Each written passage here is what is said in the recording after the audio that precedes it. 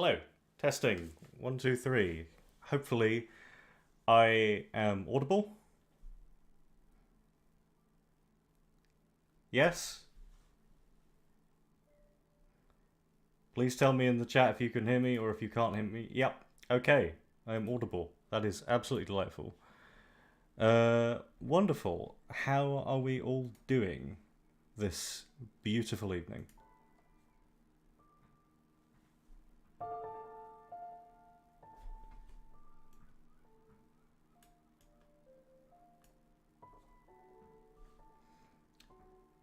Good. Okay. Wonderful. All right. So, Better Than Adventure 7.2 development livestream. Here we go.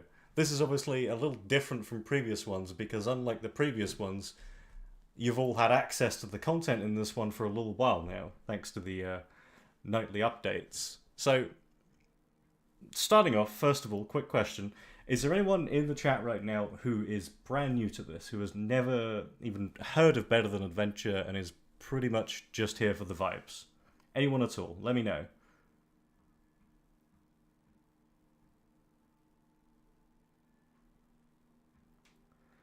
Hello, SkyTem. Okay, you say yes, I am brand new. All right. So, for a little bit of clarity, Better Than Adventure is a mod for Minecraft Beta 1.7.3, which is a version of Minecraft that was released on September something 2011. What Better Than Adventure does basically is it adds new features, quality of life updates, and more to that version of Minecraft, essentially making it a more complete, more playable version of Minecraft, ideally without treading the same routes, the same roads that Minecraft itself currently has. That's the objective at the very least. So I don't. That's obviously the metric we hope to succeed in, but obviously it's down to you, the players, to think, whether we've achieved that or not. So, for context, we released version 7.1 on the 11th of April this month. So that was 9 days ago. And since then, we have been very, very, very hard at work on the next version, which logically you would expect to be version 7.2. And indeed it is, despite the fact that in the corner here it says 7.1. That's literally just because we haven't updated it yet. Good question from Redbun. Was the Northern Lights on the starting soon screen a preview or the update, or is it just for the screen and nothing else? Redbun, you'll find that if you go to colder biomes in BTA 1.7.7.0 or 7.1 or later versions and look up, you will find the Aurora Borealis is very much visible at night. It's one of my favourite graphical effects in the game, and I am incredibly proud of it, to be honest. I think it looks beautiful. I'm really glad to have it in the game. So, this stream is basically going to comprise two different halves. First of all, I'm going to be going through everything that we've added in 7.2 so far, all the new features that we're adding, everything that we plan on doing, and possibly discussing some things that we haven't added yet, but are thinking of adding to the version 7.2 before it releases. Obviously, nothing that is actually said in this stream is a definite confirmation of, yes, we are going to be adding this to the game. Anything's possible, essentially. But everything that I show you in the game at the moment is something that is almost certainly going to be added. So, I've got a list to the left of me here. So if you'd like to come with me, I will walk you through all of these features. To anyone who hasn't actually, or rather to anyone who has played the nightly pre-releases that we've been doing, these are auto-generated snapshots every night that are built from our development branch and submitted on the Discord. For any of you who have been keeping up to date with those, there's nothing I'm going to show you today that will be brand spanking new. So this stream will probably be less useful for you people unless you are interested in seeing what else we're thinking of doing. But overall, it should still hopefully be a good time. And for anyone else who hasn't been keeping up with the nightlies, hopefully this will be useful and illustrative and etc. etc. Red Woman says, it'll be fun to see how long that nightly server stays running. Probably for the foreseeable future. We've got like a dedicated server host. I've got a VPS that it's running off, and I'm going to do my best to make sure that stays existing. At the very least, we're going to make sure that all the versions that we release in the future are going to continue to be uploaded to GitHub, as they are at the moment. Just so that, you know, obviously we're not going to be around forever, right? Like, 5 years from now, BTA probably won't exist. So on that basis, I would like the versions that we release to still be accessible. So, yeah, we'll see. I've postponed updating my server for stability and letting others find issues. 7.1 seems very stable, though. It has been pretty stable, relatively speaking. Obviously, there are some bugs. One of them is the guidebook not working in multiplayer, and the other one is when you break snow, it drops far too many snowballs. But those are the big two that I'm aware of at the moment. Everything else seems pretty okay. So, yeah, in the very near future, we're hoping to release 7.1_01, which is a hotfix that will fix both of those things. 5340... Wait, what does he mean by BTA will stop? Will it end development? I mean, you have to understand that we are real people, right? This is not our job. I can see there being a situation where eventually we lose interest working on the game, move on to something else, maybe even like our own game. Who knows? Regardless, I want, even if that does happen, and probably when that does happen, I would like the versions that we create to continue to be playable. In an ideal world, I would like to be able to, like, in that situation, I would like to be able to hand off BTA to someone else, someone that that we trust. But who knows? I saw a couple of questions that I wanted to answer. 5340 asks, will a version 7.1 trailer come out? Probably not. 7.1 didn't have a lot of features that were like easily showcaseable. It was mostly like a sort of iterative improvements update rather than anything particularly game changing. 7.2 is definitely getting a trailer because that's got a lot of stuff. It's got a lot of stuff that's worth showcasing. Whereas 7.1 is probably going to be a gap, essentially. 7.2 is definitely getting one. The other question from Watermelon Mojito was, Jonk, are there plans to integrate the game rules menu mod into BTA? Yes. So we do want game rules to be accessible and editable before you go into the game. They will still require cheats to be enabled. There will never be a situation where you can enable game rules without also having cheats enabled. But I do want it to be more user-friendly. So I've got a plan for redesigning the Create New World menu that you can see at the moment. That should be in 7.2, hopefully, but it's not a given. But in any case, it'll be better. Cactus asks, is there a plan for when the terrain.png sheet is filled? I will be addressing that in this review that I'm doing today, because that after this update, that will not be an issue. Anyway, so let's hop into a new world. As you can see, we've got the loading screen tips here, which were added in 1.7.7.0, so they shouldn't be a surprise to anyone, hopefully. Magpie Taxi asks, how many ideas are from Terraria? None of them intentionally on my part, because I don't really like Terraria. That's a misstatement. I've been consistently unable to get into Terraria. It's not a game that I particularly get much out of, so anything that's in here that is also in Terraria is by coincidence rather than intent. Snowman64 is absolutely right. If you want a Terraria experience, please do go play Diverge. It's another retro Minecraft overhaul mod, like BTA, but very focused on creating a Terraria-like experience. It is very good. Please go play it. If you want to. If you don't want to, that's also fine. Alright, so cracking on. Hopefully you can hear the music that's playing in the background, right? Let me know if you can't hear the music.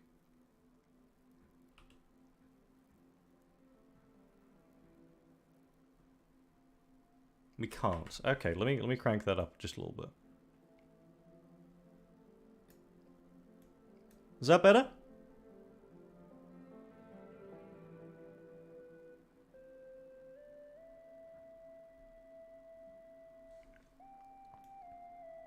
It's difficult just trying to like balance these things. If it's too loud now, let me know. I'm gonna keep my eyes on chat. Alright, so first of all, I'm going to be going through, as I said, the features that we've currently implemented for 7.2 and then exploring some of the ones that are upcoming later on. Let me turn down the game volume a bit because it's a little much at the moment. So, by the way, I should point out the music here is done by a user from our community called Sign. She is a very, very talented musician who unfortunately had to leave the community due to essentially lack of interest in continuing to create music. But we are hoping at some point in the future to integrate her music into the game because it is very good.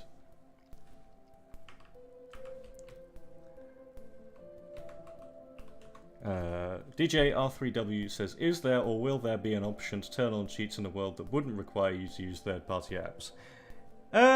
Yeah, I think so. I think that would be a good idea. And I'd like to do it in a more smooth way than modern Minecraft's, you know, opening to LAN kind of shortcut.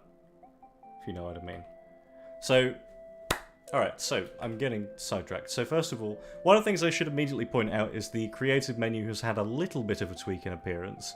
This line, this very fancy line here, has now been added to more visually separate this part of the inventory and this part of the inventory.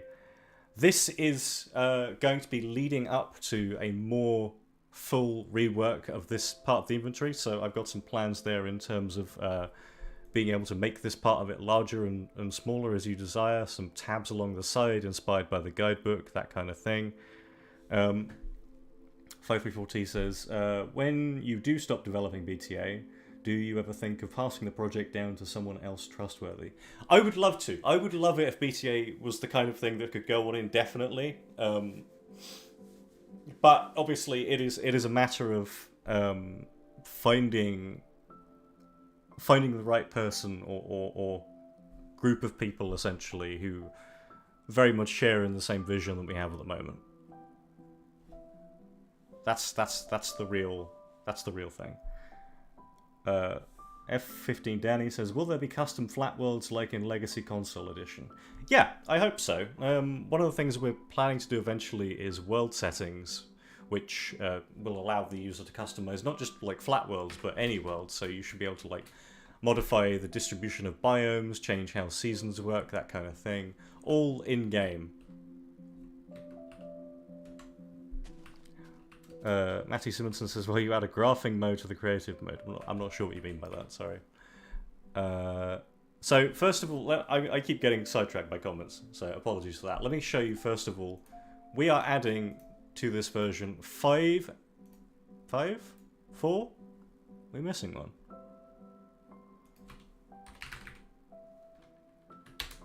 Some new flowers, which specifically are the orchid, the heather, the bluebell, and the marigold. And these will spawn in different biomes in different conditions. And as you would expect, they can be crafted into the relevant dye, which makes obtaining some of these more esoteric dyes hopefully a little bit easier than it is at the moment. So that's nice. So, if I'm not mistaken, the marigold, for example, will only spawn in hot biomes like the outback. I've lost them now, hang on. Let's fly around for a little bit and see if we can find some. So here we've got mushrooms, which are my favourite kind of flower, dandelions, roses. So here's a patch of bluebells, which are in a forest. And love rivers. I love rivers. I love the rivers. The rivers are so good. Here we've got orchids, which fit in very nicely with the sort of, you know, pink cherry trees in the seasonal forest biome. They are lovely, aren't they? Mac absolutely outdid himself, in my opinion, with the new flower textures. They are wonderfully consistent with the existing beta flowers, in my opinion. Similar numbers of colours, the stems are the same colour. I think they fit in marvellously.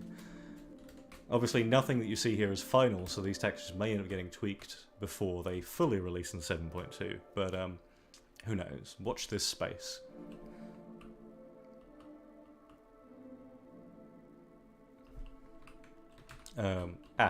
Yeah, so bluebells in forests, as I pointed out previously. Orchids in seasonal forests. I believe that these birch forests should be one of the most, I don't know, prosperous biomes for new flowers.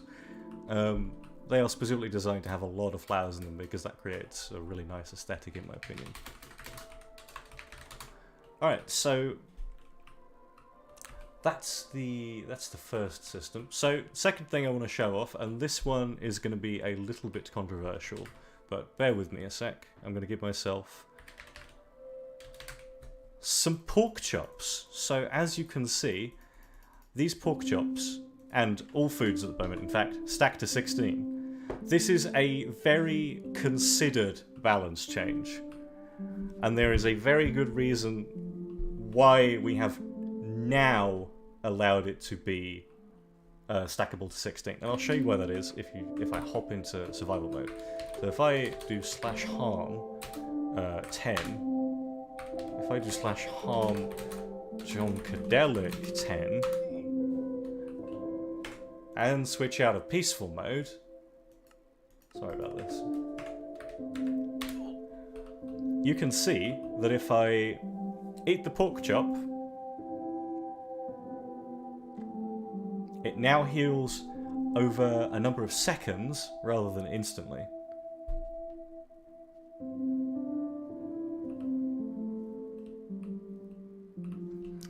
So, let me be clear. The reason we have made this change now is because, essentially, in my opinion, the fundamental difficulty behind how food works in Minecraft Beta is essentially the time it takes to consume food is the limiting factor, essentially. If you're in a combat situation and you need to heal quickly, you essentially have to do inventory management as quickly as possible, right?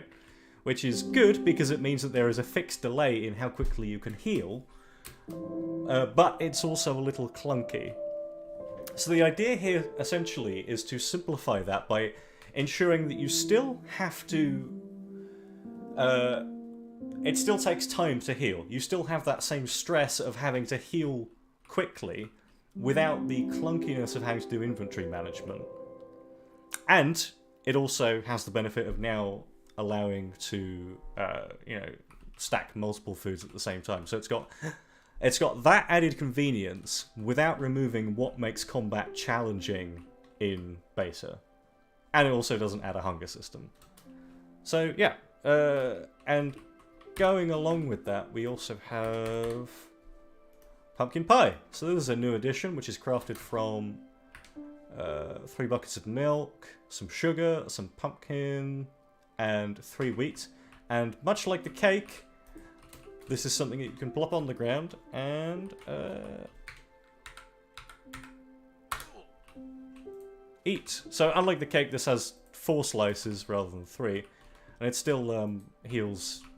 This heals instantly. The logic behind the healing mechanic is basically foods that are higher in sugar will heal you more quickly. So foods that have more calories, essentially. Iteo says, so is the crafting recipe for the pie final? No, not necessarily. I don't think anything that we're showing you here is necessarily locked in. Anything is subject to change depending on, our own decisions and feedback from the community. One more thing I should point out with the healing system is if I give myself some more pork chops, and also give myself some bread. Switch back to survival mode. If I harm Junkdelic 19, so I'm basically a death's door at this point, right? So you can see if I eat 2 bread, that will then heal 2 bread's worth, right? So if I just eat the rest of that and get myself up to full health, and then hurt myself again. So the point that I'm making essentially is if you eat 2 of the same food, it'll heal consecutively. If you eat 2 different foods, they both apply at the same time effectively. So if you eat multiple kinds of food, that is a faster way of healing than eating multiple of the same foods. That kind of incentivizes the player to seek out multiple food sources if they want to heal faster in a stressful situation. Let me set time back to day.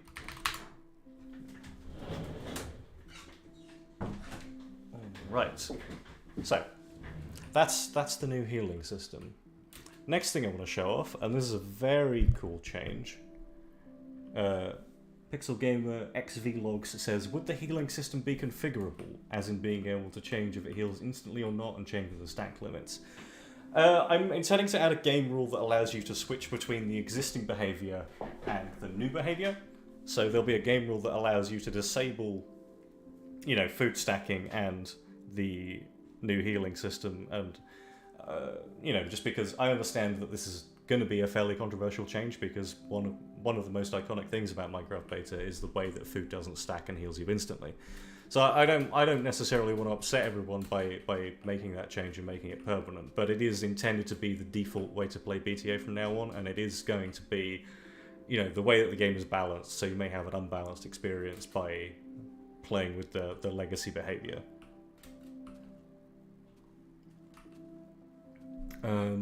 Right, so what else? So one other thing is we have now adapted the lighting system from Minecraft Beta 1.7. Minecraft Beta 1.8. So what this is essentially is it means that sorry, quick question from Quek. Did you change clouds? Yes, but I will get onto that later. So if I set time to... You can see that the game world now instantly gets dark. And if I set it back to midday, you can see that it instantly gets bright again. And that's a big change from how it worked in 1.7, where essentially you would see the chunks around you getting darker and then chunks further away getting darker slowly over time, rather than all changing instantly as it is in Beta 1.8 onwards. So we've adapted the lighting system from Beta 1.8, but we've added a little bit of configurability to it. So by default, the lighting will still look like it does in Minecraft 1.7. So if I set the time back to midnight, you can see the light itself is completely grayscale. The light itself is still black and white. There's no colorization to it or anything. So that's the default behavior, and you can see that this can be configured in visuals via light map style. So by default, it's set to grayscale. If I then set it to cozy, maybe not the best example, but you can see it, the unlit night area is blue, and the area lit by the torch is orange. This is probably better illustrated if I go underground, for example. You're not going to be able to see anything for a sec, so bear with me. If I place a torch, you can see that the areas that are further away from the torch go sort of orangey, whereas like that. Whereas if I turn that off, if I set the lighting style to grayscale, you can see that effect does not apply, and it is instead just completely black and white. There is also the ability to use the previous non-light map version, which produces, you know, the same results as in, you know, Minecraft 1.7 and previous. So this will produce the old behavior of, if I then set the time to day, you will see that the chunks all have to reload to become lit up. But that's not going to be the default, and that's generally only good for people who are playing on devices that don't support more modern versions of OpenGL. So that's, for example, if you're using PoJav, for example, I believe, doesn't support it. So your users who are using PoJav will need to use the legacy lightmap mode. But personally, I much prefer the sort of blue lighting and the orange lighting of the cozy lightmap value, and potentially we may add more lightmap types in the future. Like, I don't know, something more realistically lit looking. I don't know. We'll see what happens, to be honest. The Great Shipman asks, how likely is the old world or an interpretation of it going to be added? 100%. That's completely planned. That's something we're going to do. Alright, next thing I want to show off, and this is something I'm very excited about, is ropes. So, give me a moment, I'll find a nice spot to show this off. This looks good.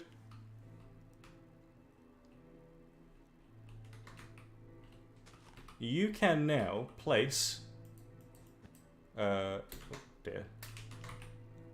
You can now place climbable ropes, which you can climb up and down, much like a ladder, as you can see here. So that's pretty cool. This should allow you to, you know, hopefully traverse caves and things more easily when there's big vertical drops and that kind of thing. These are crafted with string and slime balls at the moment, but that recipe is subject to change. That's not even the most exciting thing about ropes, though. Let me show you what I'm most excited about for regular gameplay with ropes. If I... that's too tall. If I pull out a fishing rod, I will show you the most exciting part of ropes.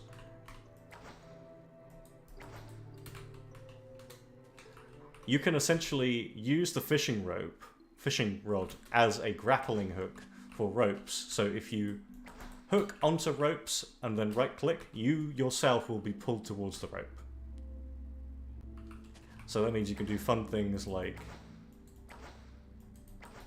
this, for example. I can see people using this to do, you know, parkour challenges in adventure maps and that kind of thing. I think that'll be a lot of fun for, you know, community content going forward. And hopefully people will get some use out of it in survival as well, if they want to make you know, bases that are harder to get to, that kind of thing. So yeah, we'll see what's planned. We'll see what people intend to do with it. Right, next up on the list, I'm going to turn the music down a little bit because that's getting quite loud. That's really loud, good lord. Maybe it's not too loud for you, it's quite loud for me.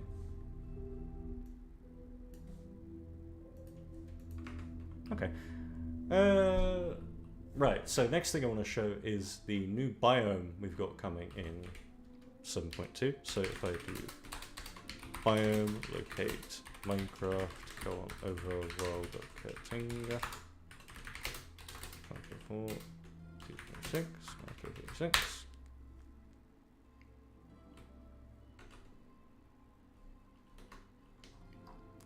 Right. So, this is the new Katinga biome. So this is essentially, the idea behind this is it's a biome inspired by the native ecology of Brazil that essentially has the inverse of the regular seasonal patterns. So during the summer, this biome is nice and green and lively and wonderful, but if I switch to winter,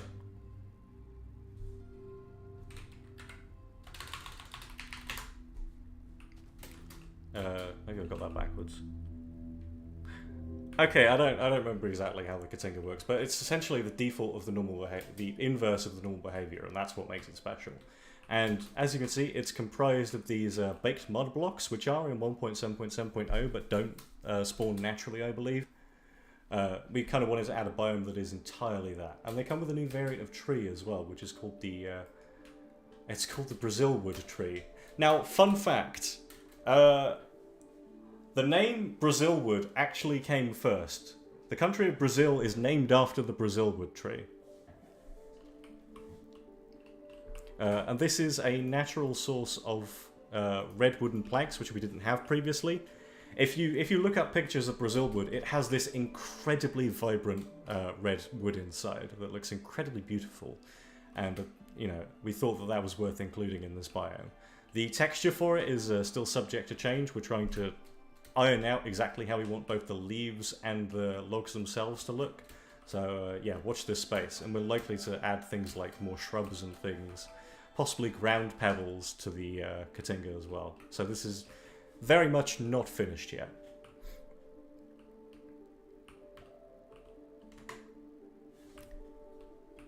Alright, so next up is, I showed you this one already, but there's a new harm command which can do a given amount. It basically lets you slap a player, which I assume will probably be useful for server operators and things, but is also useful for us for, you know, testing purposes essentially.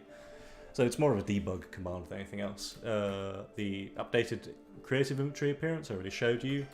Another thing is the updated textures for cobblestone, mossy cobblestone, basalt, limestone, granite, and permafrost, because these are based on the old cobblestone textures from, you know, Minecraft Alpha and prior to that, but some kind user from the Discord has very kindly given these a little bit of a makeover so that they now tile properly, which is absolutely delightful. The amount of changes required to do this was apparently very, very minimal. So it still looks almost exactly like the original texture, but it does now, you know, tile properly. And the same goes for, you know, mossy cobblestone, so I put a little bit of that in the middle. You can see that tiles with the cobblestone much more nicely than it did previously. Pardon me, after taking a sip.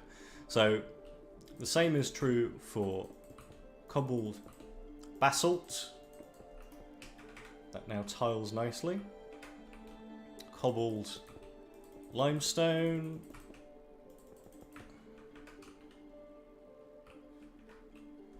Cobbled, we have so many types of cobble, Jesus Christ. Cobbled granite.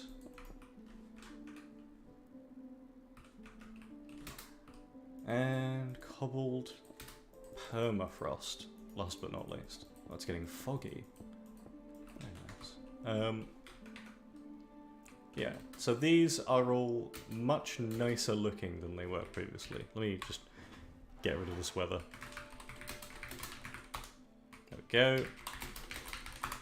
And there has also been an upgrade to the slate texture, which previously looked absolutely horrendous and is now a little bit nicer in terms of how it tiles and how it appears. I still don't think the texture is 100% there, but it is definitely an improvement on what it was previously.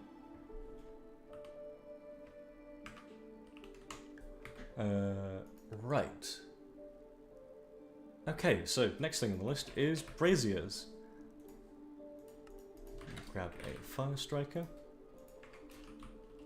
So these funky little blocks allow you to have a safe source of fire. The fire that is within these blocks will not spread no matter what you put next to it. So if I put like a wooden plank here, for example, this is completely safe. This fire will not spread to these logs. It is literally impossible. These, I believe, will look very, very nice for more medieval kinds of builds, where they would traditionally have these kinds of things outside of, you know, forts, garrisons, castles, that kind of thing. So hopefully people will get a lot of mileage out of those, and they also look quite nice in fireplaces, if I do say so myself. If I just build a little fireplace here in the middle of nowhere. Bear with me a moment. Get myself some brick stairs as well, just to complete the look. Put that there, put that there, put that there, and put that there. Et voila! This fire is guaranteed not to burn your house down. It is completely safe. Right, next up is a little addition from Useless, which is not a very little addition at all. I don't actually know how you access it. Like this. Is a brand new model viewer.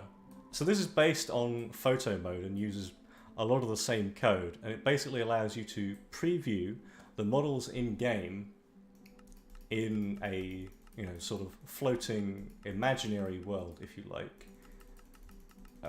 And this can preview all the entities in the game, including, you know, spiders, lightning, cows, ghasts, you know, dropped blocks. Fireflies are also there, sheep are there, wolves, everything basically. And it can also preview particles and blocks. So this should be very, very useful for anyone who wants to take photos of these things for, you know, wiki pages or anything like that. You can also change the metadata for... Let me find the... There we are. So if you can set the nickname, for example, for this entity, it then takes on that skin. So this should hopefully be pretty useful as a sort of debug or diagnostic aid for us, but also a useful tool for anyone who, you know, works on wikis or anything like that. So yeah, that's pretty neat. What else is there? Okay, so that's perfect for this. So paintings can now have, if you want to do a little bit more customization on top of what you've got at the moment, paintings can have borders placed on them. I don't know the exact list of all the different borders that paintings can have, but it's a fairly comprehensive set as far as I'm aware. So if you want to customize how your paintings look just that little bit further, add a little bit more personality to your builds, you can in fact now do that. Right. What else is there? Okay, so next up is something that some people have been asking for a very, very long time, which is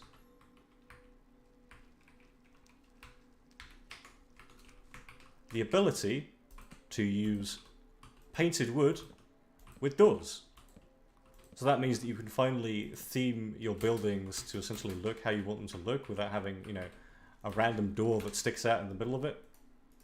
So hopefully that will once again allow you to, you know, add a little bit more flair and personality to your builds. And these all have separate textures as well, so any texture pack authors will be able to customize these doors to look exactly how they want them to.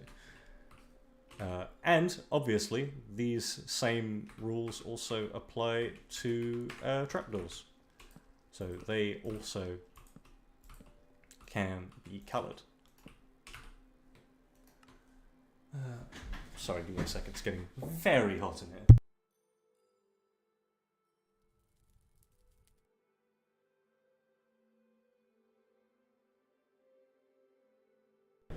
Where I live, the sun shines directly onto the wall that I'm facing at about 6 PM every day, and it gets very, very hot in here very, very quickly.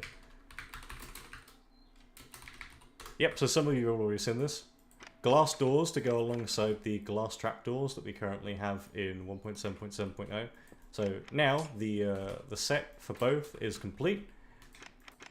So hopefully that will allow you to make some nice sort of modern style builds. You know, by modern I mean, like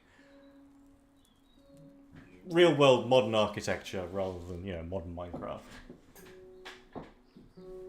And there are also, this one is subject to change because the lighting doesn't work yet, but there are tinted doors and tinted trapdoors. You can see the lighting here is not exactly how it should be, so these may end up going away if we can't get them working properly.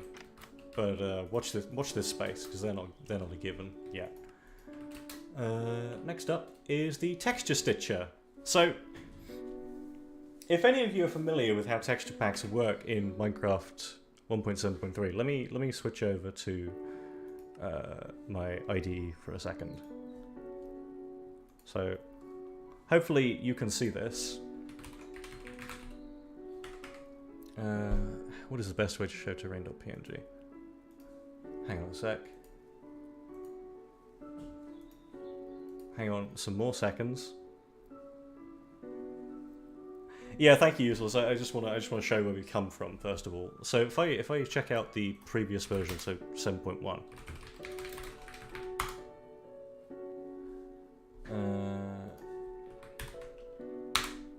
So check this out. So this is how textures work previously on, you know, Minecraft 1.7.3 to, well, everything below Minecraft. I don't know what the exact version is, but it might be something like 1.12 or something.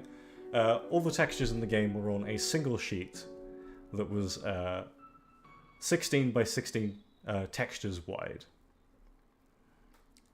1.5.2, thank you, Mudkip. So all the textures in the game were constrained to this single square here that I'm highlighting with my mouse. We in BTA decided to expand that so it's now 32 by 32 tiles, which got us a lot more room, as you can see, which is how we've been able to add so much more stuff to the game. But it's still, you know, it's not a future-proof solution, and it sucks for mods because it means that they also have to kind of find a way to agree on where to put textures on here. So we've done away with that. We've implemented a scheme that is very similar to how modern Minecraft works, in the sense that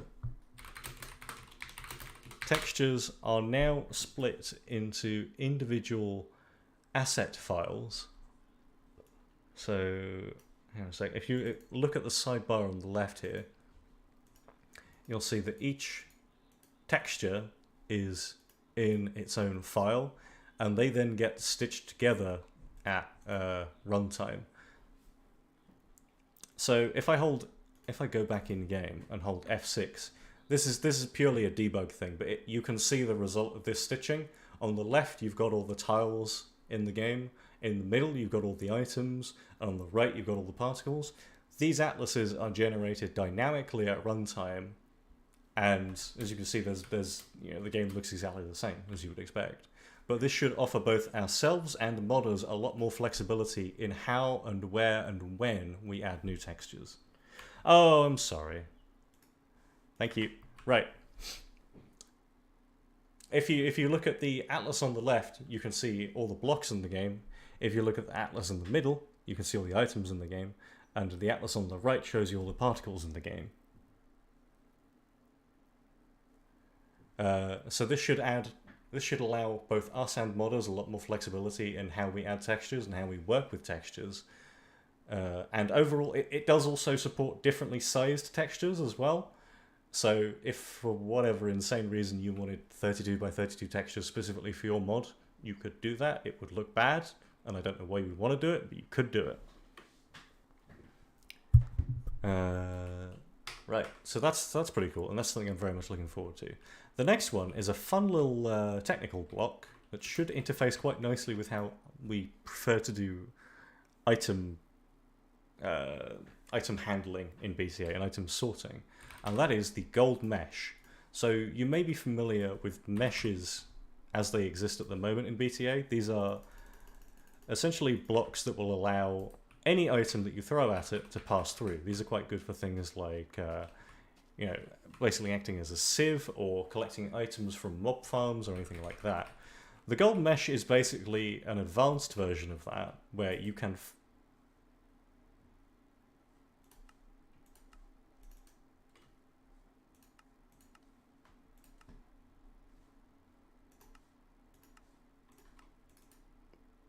the gold mesh is basically an advanced version of that allows you to place an item inside, and as you can see, only the item that you have selected for the mesh will be able to pass through it. So, you know, I'm throwing stone through it right now and there's stone inside it.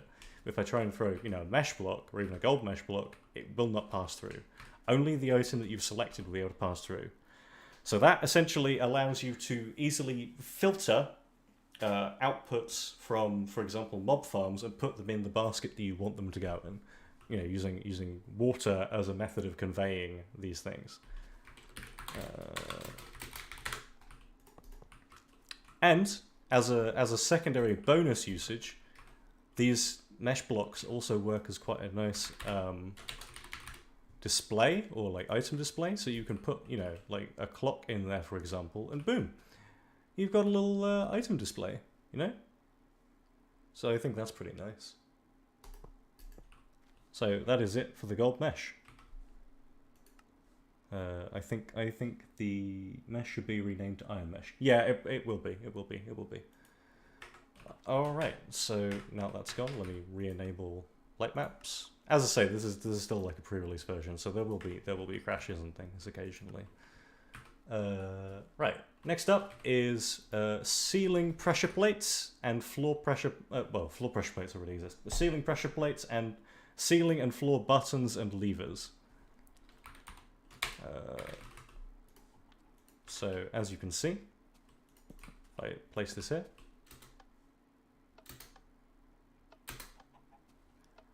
if you bang your head on the ceiling, you can now trigger a pressure plate. This will probably be, people will probably get cool aesthetic uses out of this as well, I'm sure. And also, as you would expect and was not previously possible, levers can now be placed on the ceiling, which they couldn't be previously. And buttons can now be placed on both ceilings and floors. Yeah, that's nice. Right, next up is something that people have been hoping for a while, which is hardcore mode. So if you die in hardcore mode, as you would expect, you can either spectate or go to the title screen, which means that we now have spectator mode as well. So in spectator mode, your character is invisible to other players, can no-clip around, etc., but cannot interact with blocks. And this ability not to interact with blocks also ties quite nicely into the other new game mode that we've added, which is adventure mode. So as you would expect, you cannot break blocks in adventure mode unless you have the appropriate tool. So if I give myself a wooden axe, whoops, I can now break the block. But I cannot break, you know, grass or anything like that as you would be able to normally in survival mode. Snowman64 says, really interesting. If hardcore is game mode 2, what are the game mode values for spectator and adventure mode? So adventure mode is game mode 3, and I presume spectator mode is game mode 4. Yeah. So 0 is survival, 1 is creative, 2 is hardcore, 3 is adventure, and 4 is spectator. So we've got a lot of game modes now, which is surprising. But yeah. So that's that. Let me switch back into creative now. Let me set it back to summer as well, because I like summer.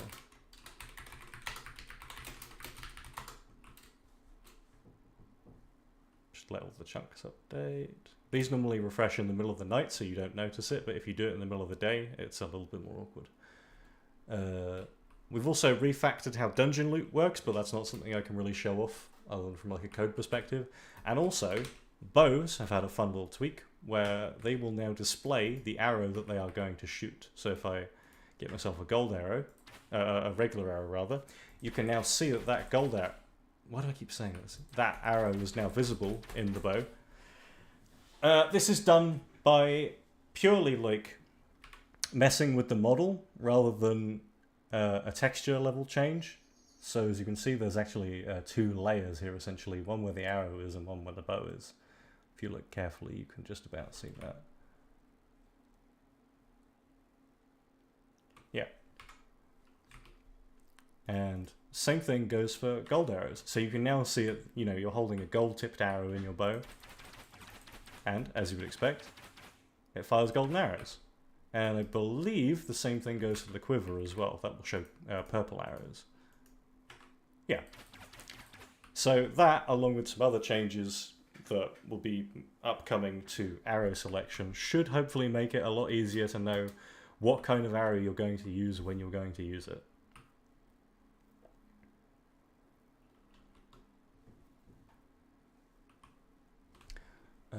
What next? The ability to select multiple texture packs at once. So like modern Minecraft now, you can add multiple texture packs at the same time, and they will all, you know, The game will figure out essentially, and you can drag and drop them to change their order as well, which is pretty cool. So, and you can drag them out if you don't want to use them anymore, kind of thing. So yeah, that's pretty fun. So you can enable all of these and they will be horribly incompatible with each other. The texture packs that I've got at the moment will not work at all because they're, as it says, they're for older versions of BTA. So let me just disable all of those for now. Pardon me. And just reload. How do I do that? Sorry, bear with me a sec. F3 and R. There we go. Lovely blue water. All right. What else? SRV record support. So I know there's been an issue for a while where people who were using SRV records for the IPs or DNS names for their servers weren't able to connect to their servers. That should now be fixed. So you should be able to connect to your servers using SRV records. Next up is improved frame rate limiter and VSync support. So the previous performance setting has gone away. Now there is just FPS limit, which is a lot more stable, and VSync, which can be enabled or disabled and locks your FPS to your VSync value. Yeah.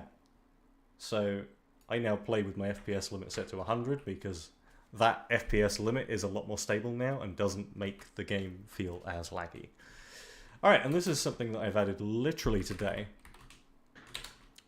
which is fertilizer. So I will show you what I've done here. So in case you're not familiar, the way... how do I phrase this? The way crops work in BTA is essentially crop growth rates are affected by the current season. So they'll hardly grow at all in winter. They'll grow more in spring and fall, and they'll grow like the normal amount in summer. And that's pretty realistic, right? But what if you want to grow your crops at any time of the year? Well, you can now. Let me grab a bucket. Fertilize your farmland with bone meal, plant those seeds, and now these crops will grow at 1.5 times the normal rate for the entire year. So they will no longer be affected by that seasonal change. But, every time you harvest those crops, there is a chance that that fertilizer will be removed. So you will have to routinely re-fertilize that ground. Or you could just use bone meal, but I think we may be getting rid of that. Of that functionality where it allows you to instantly grow crops.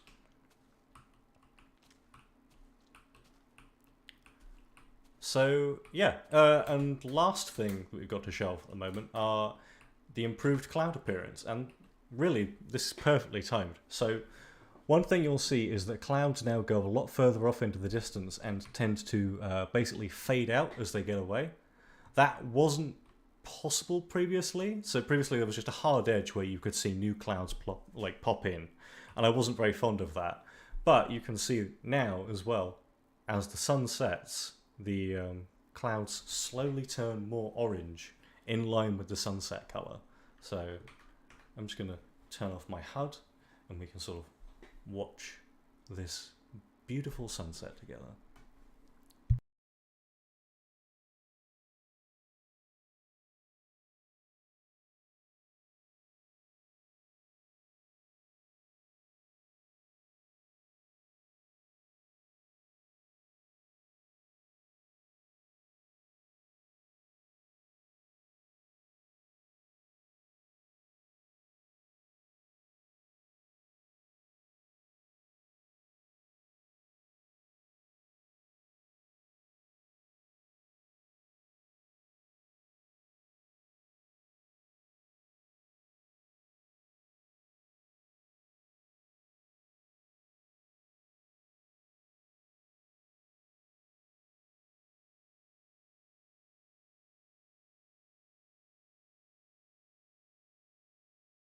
So yeah, Better clouds. I very much like how these clouds look now, especially at sunset. It's been something that's been irking me for a while, is the fact that the clouds kind of just have a hard edge. So I'm very glad that we were able to essentially remedy that. Cookies says, is it possible that someday we will get a view distance slider up to 32 like modern Minecraft? Yes, potentially. Potentially. It's just that chunk loading is a little bit too slow for that to really be practical at the moment. Let me set the time back to, you know, daytime. Alright. So, what else is up?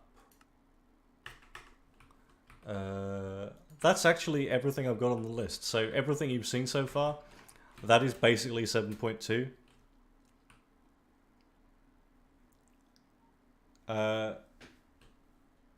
Yeah, that's basically everything for 7.2 at the moment. And it's reasonably likely that that will be almost everything for 7.2, because we're looking at getting this update released in the reasonably near future. I think the turnaround for this one is going to be a lot less than 7.1, for example, which took something like, you know, 4 or 5 months to come out.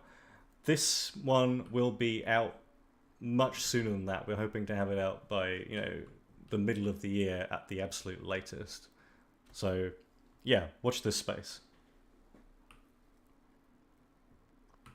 5340 says, do you ever think of... I'm gonna read some questions from chat for a bit, so let me turn back on the music, because that seems to have run out. Okay. Right, so let me look at chat for a bit, and we can enjoy the music together.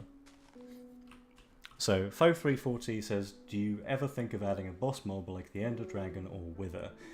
We've explicitly ruled out adding bosses because Minecraft's combat is simply not good enough to allow it. The combat in Minecraft is very, very clunky, and we would want to add a boss that plays to the game's strengths rather than its weaknesses. So, yeah, that's the idea.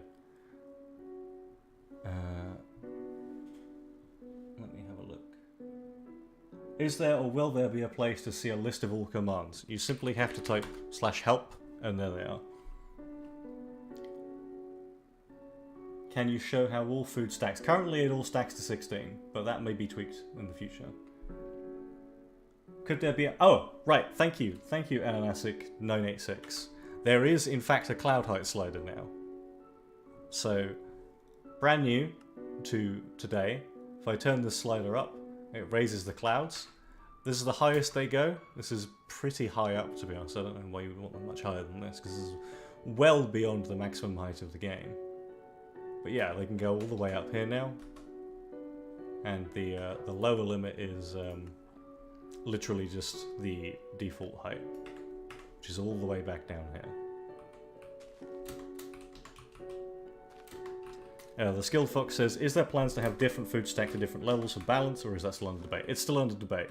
We're still working on the exact balancing specifics of the new food system. Mudzip says, can you add a feature for clouds to be lower than default? No, I don't see the point in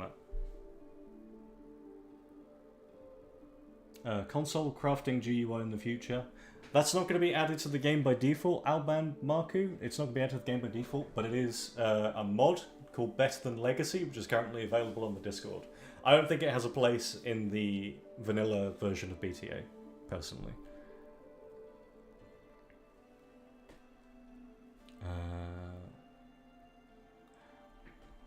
Banakai says, you were working on some labyrinth changes before. Will we see that? Yes, absolutely. Bones says, show off the biome map util, Jonk. Absolutely.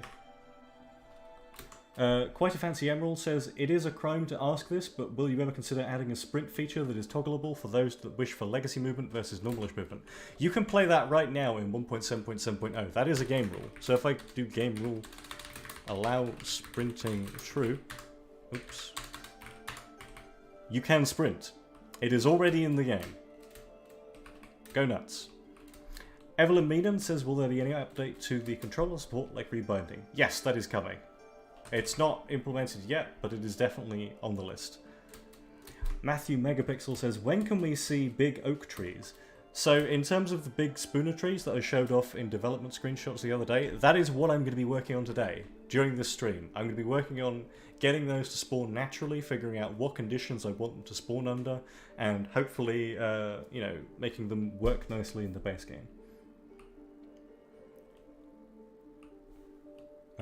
Cookie says, will you be adding in stairs and slabs with permafrost and sandstone variants? Yes, as long as someone reminds me to. Chronox says, are you going to add horses? No. Matty Simonson says, can we get an elf mode to accompany dwarf mode? I don't see the point, personally. I don't entirely see the point. Bear with me a moment. I'm just going to find this. So now I'm just going to fly. I can fly forward and talk at the same time. I think the spooner tree should be 20 to 30 blocks tall. Yeah, I think so too, although it should probably be a little bit variable as well on top of that. The censor says, are there plans to rework how tree decay works for the big trees? I cannot imagine chopping one down in survival under current conditions, lol. The way the spooner trees are actually designed is such that the leaves should, in theory, all have logs close enough that they don't decay. They're pretty well designed. Lux Linforce says, will we be able to watch this as a VOD later? Yes, this is on YouTube, so it is being recorded and it will be automatically available once the broadcast is finished. Will you add chicken and cow shearing? No. Jump, do you think an entity scaler similar to Pekui may be added to BTA in the future? I don't know what that is or what the benefits of it would be.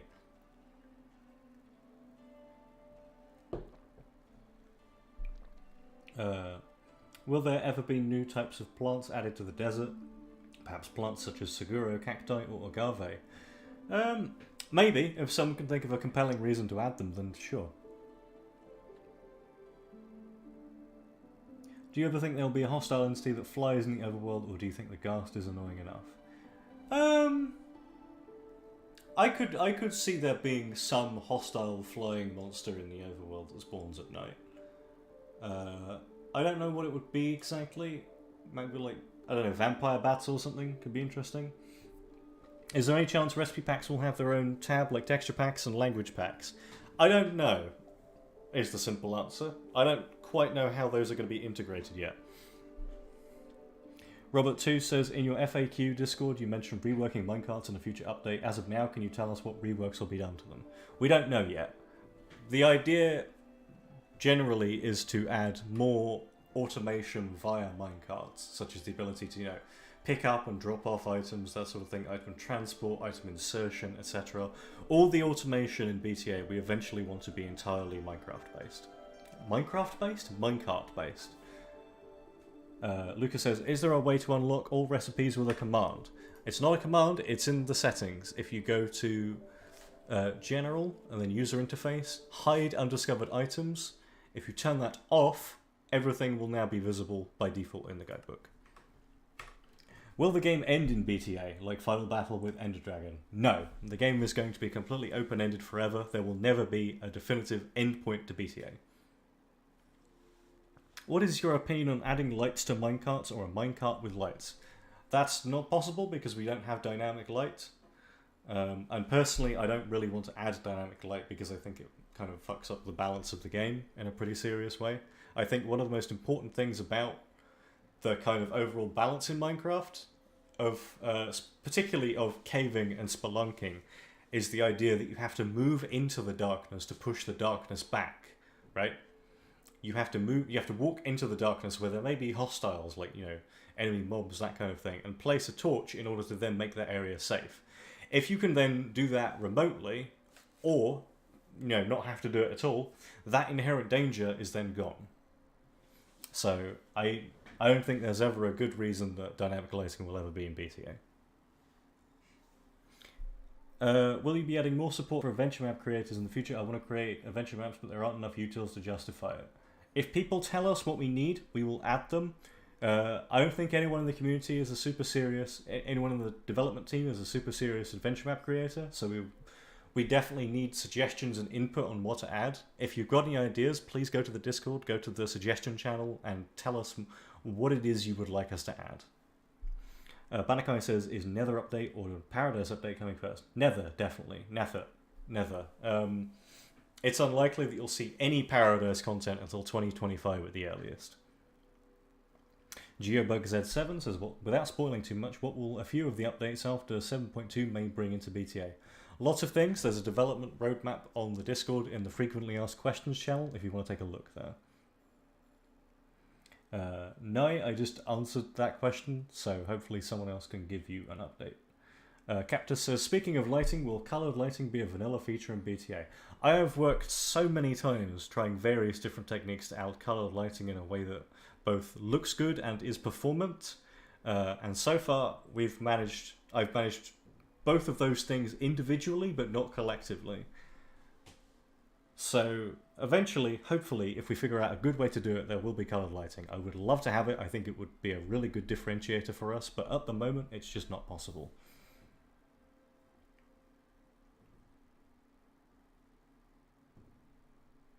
Noz says, will BTA ever be open source? That's currently not possible because our code is essentially just a decompiled, modified version of Minecraft Beta 1.7.3, and Mojang owns the copyright to that code. They own everything to do with it, so we can't legally distribute it freely without getting in trouble both by the license holders for MCP, the Minecraft Coder Pack, because they own the mappings that we use to decompile it, and from Mojang themselves because this is technically their code. Carrie says, will anything similar to villages ever be added? Yes, in Paradise there are plans to be pigman villages. Graku says, do you have any tips to reduce stutters in-game? Optifine doesn't really help with that. You shouldn't be able to run Optifine in BTA at all, to be honest. BTA itself is like relatively performant, so hopefully you shouldn't have any issues there. Watermelon Mojito says, I remember you were working on a block rotation thingy a while back. Will it ever get added into the game? Vertical slabs, etc. I do want to do vertical slabs. Yeah, that's to be determined. I don't know 100% what that's going to look like yet. Will there be a red dragon in Paradise that you can ride? No.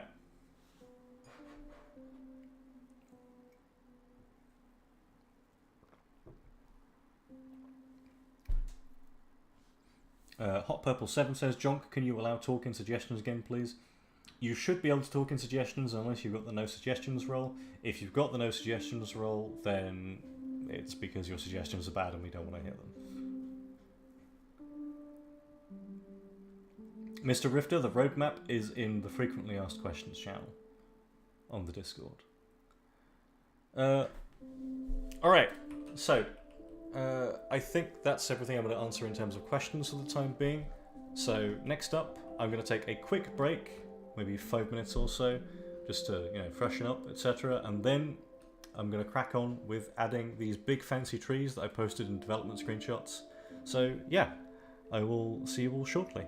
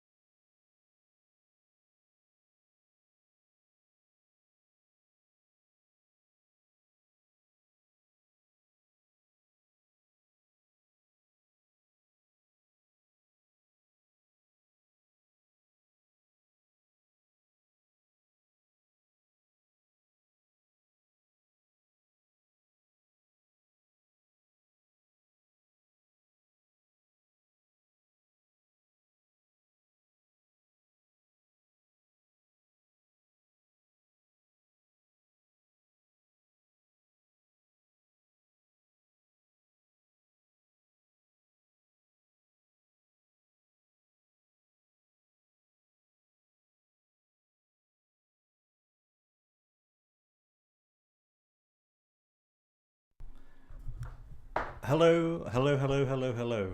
Can you hear me?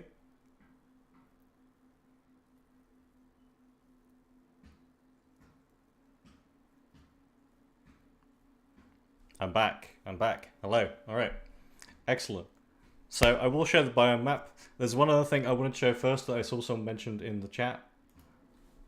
So that is the summoning wand. So this is essentially, this is a creative only utility that allows you to pick monsters, summon them by right clicking like that. It's essentially just a more convenient way to use the /summon command. Hot Purple 7 says, this may be asking too much, will there be a fourth dimension? We haven't even finished thinking about the ones that we've already got. It's far too soon to be thinking about a fourth dimension, if ever there will be such a thing. And interesting thing to note about the summoning wand as well is the monster stored in it, basically, or selected, is per wand. So I can have, you know, creepers on one wand, monsters on the other, and I right click with this one, I get a creeper, right click with this one, I get a monster. You know, so I think that's pretty useful. Okay, so that's oh, and the biome utility. Right. So how do I get at this? Is it from the main menu? Yes. Okay. I don't know how you're gonna be able to see this. There we are. Okay, so basically this is a utility that will allow you to see the biomes that are available in a map for a given world. So if I select this world, for example, which is the world we would... I don't think it's the world we were just on, but... if I open this world, it scans the seed for it. It loads the biome map into the game. Give it a moment, it's just calculating all the data. You can see up in the corner here, or maybe you can't. No, you can't. But in the title bar it says loading. So this is news to me, by the way. This is useless as doing. So I don't 100% know how it works. But you can see it you know, shows you where all the biomes were with a little key on the left hand side. You can select what position you want, etc. It looks a bit flickery at the moment. I promise that's only OBS is doing. So yeah, I'm going to close that for the time being. Get back to... oh, it closed, it crashed the game. Okay. Alright, so...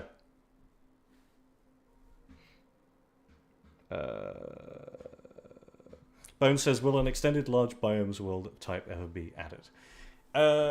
It'll be in world settings. It won't be an explicit it won't be an explicit world type. We're probably gonna be doing away with world types other than just acting as presets for world settings. That's my ultimate goal for it. Michael says, when have you started developing this mod pack? To be clear, this is not a mod pack. Everything in this mod is exclusive to Better Than Adventure. It's just the one mod. And for your information, I started working on Better Than Adventure in July 2021. But to be clear, I am not the original developer of Better Than Adventure. The original developer is maybe in the chat, and is called Mac and Cheese, or Mac on the BTA Discord. He is still very much the lead developer, and you know, he's the guy who makes all the final decisions. So, you know, what he says goes, basically. He is the lead developer. I am also a lead developer.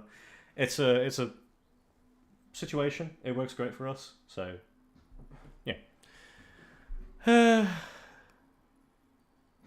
Okay. Right, so, as I said previously, this is the second half of the stream now. I've gone over all the features that are in 7.2. So what's coming now is essentially, I'm going to be showing off what the... First of all, I'm going to show off what the new mega trees, or really big trees, look like. And then I will be making them spawn in game. So first of all, I will show you what these actually look like from a code perspective. So, in case you're not aware, Minecraft's fancy tree code was originally written by a man called Paul Spooner, who then ended up working with Notch in exchange for $500, I believe, in order to incorporate his tree spawning code into the game. We've essentially taken the Python code that Paul Spooner wrote, ported it to Java, and incorporated it into Better Than Adventure. These trees don't spawn naturally yet, and some of them might not end up spawning in the game, but I want to get at least one of them spawning natively in game, because when given the chance, they look really cool. And I'll hop into a flat world and add one manually so you can see what I'm talking about. So let me switch windows.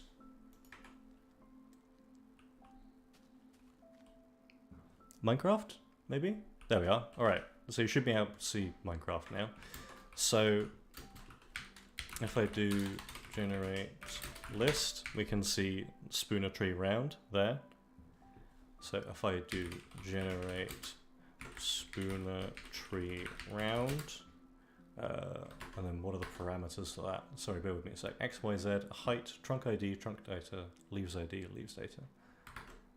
So 0, 0, 0, 256. Trunk ID, I think is, oh, I don't know, hang on. Log is 280, which means that leaves are 290. So 280, 0, 290, 0.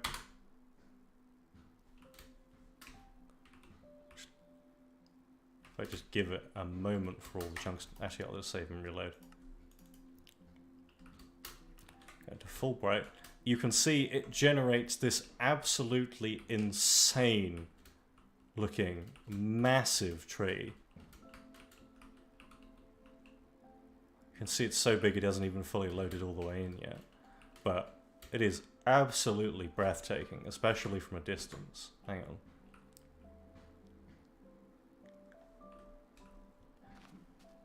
This absolutely gorgeous looking, you know, mega tree. They're not going to be this big in when they actually spawn. They'll be like this tall or something. I don't want to be like crazy, but you know, it's a very, very, very big tree. I really like how it looks. I think this could add, you know, some really interesting opportunities, not just for like resource gathering, but potentially if people wanted to like make homes inside this, make really cool tree houses, that kind of thing. I think that could be pretty fun. So what I'm going to be doing is essentially improving this generation and making it so that it can spawn in the world. So let's switch back to IntelliJ. And first of all, we want to, what do we want to do? We want to first of all set up the conditions that allow this tree to spawn. So this is well-featured Spooner Tree Round. We want to ensure that this tree can only spawn in the appropriate conditions. So how do we do that? How do we do that? What are the conditions for the regular tree to spawn? First of all, it checks if the desired height for the tree is less than, well, it checks if the spawn for the tree is less than 1, or if the tree plus its height is going to generate higher than the world height, and if so, it declines it. So I will add that first of all. Because at the moment, this is incredibly bare bones. It doesn't do any checks at all. It just spawns it exactly where you want to spawn it, and that's obviously not ideal. So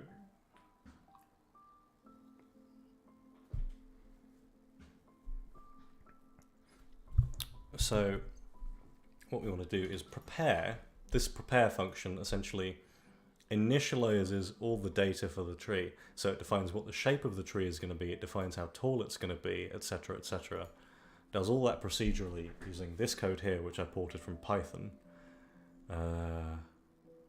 So when this is done, we know how tall the tree is going to be. So trunk height, for example. So we can use, we want to use trunk height, or do we just want to use height? I'm not entirely sure what the difference between trunk height and height is. I guess height is taller than trunk height, so we probably want to go with height. So if y is less than 1, or y plus height is greater than world.get height blocks. Ooh, a little bit of a typo there. Return false. So that will prevent the tree from spawning if it's going to be higher than the world height, which makes sense. You don't want these things getting cut off. Will the shrunken trees also have those branches and the empty space inside? And if so, won't that make monsters spawn inside? Possibly. I think that would be quite fun, to be honest. Right. What else? So I'm gonna do a little bit of deobfuscation. Bear with me. So tree height. So I'm just going to be renaming some of these variables so that they are more intuitive, essentially. Spawn. So bear with me a sec. Rename this to IY. Let's byte 0 model. Radius. This can be called IX. And this is IZ. Block ID. In case you're curious, the reason these variables will have mangled or illegible names that I'm now renaming is because if you didn't know, Minecraft's source code is, or rather Minecraft's Java code. Let me start earlier. So Java as a language is very, very easy to decompile because the compiled machine code very much resembles essentially the language itself. But sort of a simplified version. I'm simplifying a lot and abstracting a lot, but the source code for the compiled machine code for Java quite resembles the source code for it in a lot of ways that make it very, very easy to translate back into that original source code. So what a lot of developers do is they use something called an obfuscator on that code, and what that basically does is it makes that code a lot harder to reverse engineer, and also can add various performance optimizations and things, which is important when you're making a game.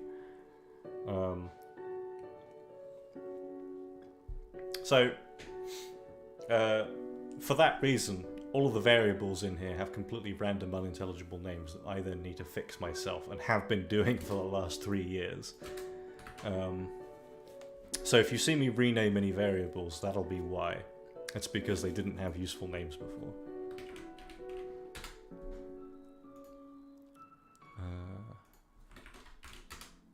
Just trying to figure out what exactly this does. I mean, this is leaf placement code here, so we don't particularly care about this.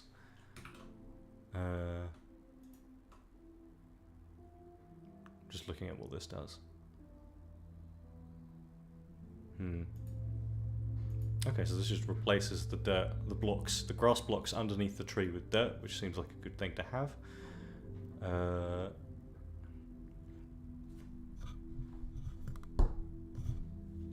Sorry, I'm just trying to keep an eye on the chat and program at the same time, which is a little bit difficult. Okay, maybe I should just ignore chat and immerse myself fully in the code. Okay, so at the very least we've checked the height, which is going to be an important thing to do. So that means that the tree won't generate out of bounds. But how... There must be some code in the fancy tree, which is derived from Paul Spooner's code as well. There must be some code in here to prevent it from spawning in invalid conditions. Yeah, so there's a field called can generate tree.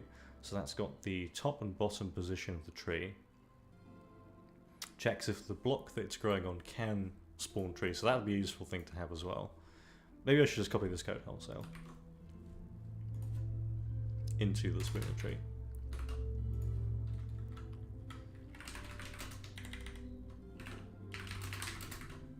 So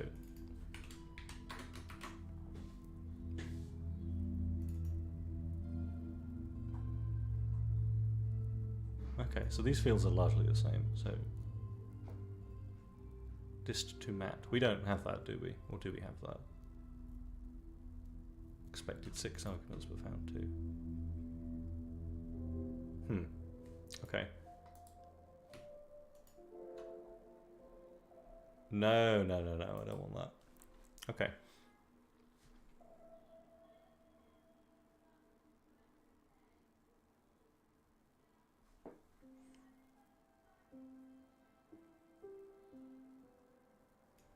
Okay, so this is literally just checking if the trunk itself has enough space to grow.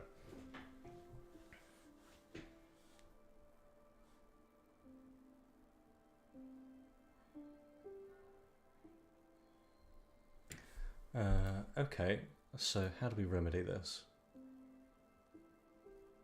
I think just doing a for loop would be appropriate. Potentially.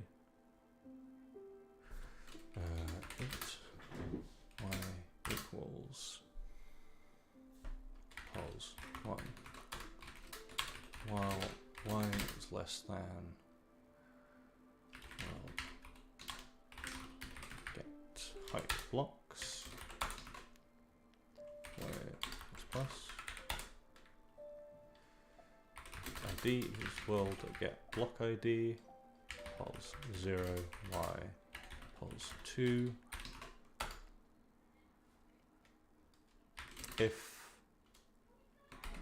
blocks list id does not equal null and block.blocks list have we got a tag for this? I hope we've got a tag for this that trees can go through, that it marks it as trees can grow through it. I don't think there is though, but let me check what the condition is. Because there are definitely conditions on how leaves can be placed, isn't it? Ah, it's block.solid. Okay.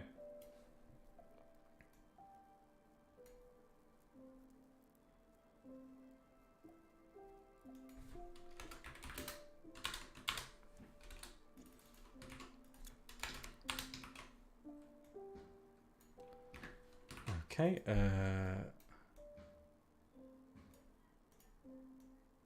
if block dot solid world get block ID ix y z.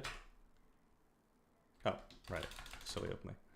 Pos 0 y pos 2 interrupted trunk height equals. What would it equal? It would be pos 1. No, y minus pos 1. So then we basically have the delta of the base of the tree compared to where the y position at which we got interrupted.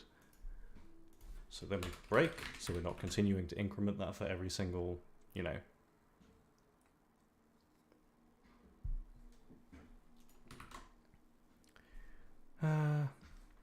Nexus says, hey Jonk, I just thought of a possible problem. What if one of these trees spawns in a floating island? Would it be necessary to limit the Y level in which they spawn? I don't think that would be an issue, to be honest.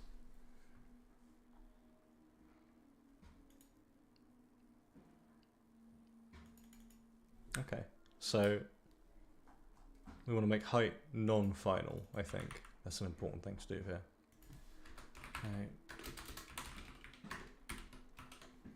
Okay, so now we have security. Now we know that our tree can basically generate under safe conditions and will not replace blocks that it shouldn't.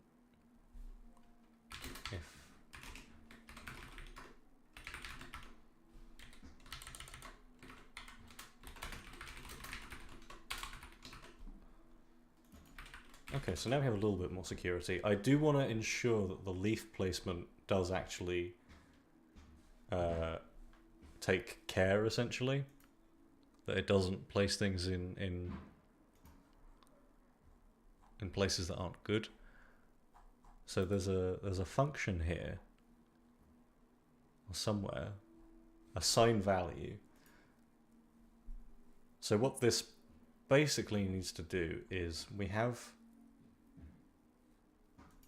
we want to use this to check the condition that we're doing and make sure that we're not placing blocks in invalid places. So if id equals leaves id,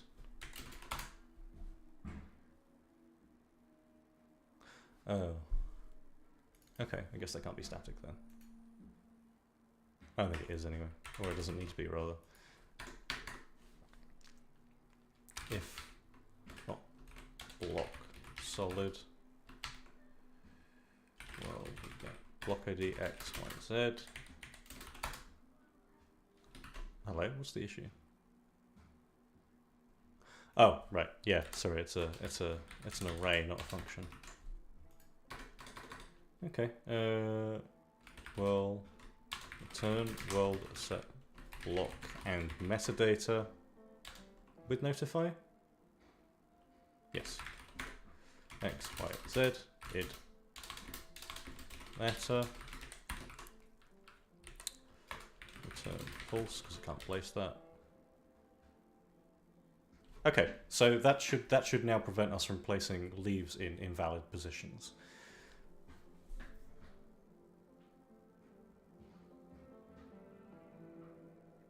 Thank you for the kind words, Jake. I'm glad you are on board with what we're doing. We've put a lot of work into trying to make sure that we stay true to what we believe in, essentially. I'm glad that people kind of can appreciate that and enjoy what we enjoy about the game, basically.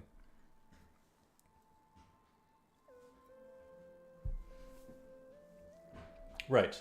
So now we know that our tree is going to spawn in safe conditions, hopefully.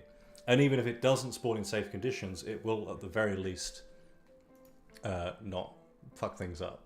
So as just a test, essentially, I'm gonna replace the sapling that the tree that the sapling generates with this fancy new tree. So how do I want to do this? New world feature spooner tree round. IJK. I wanna get a random value for the height. Somewhere between what seems reasonable for the random height of the tree, is it? Because we want it to be big, right? But we don't want it to be too big.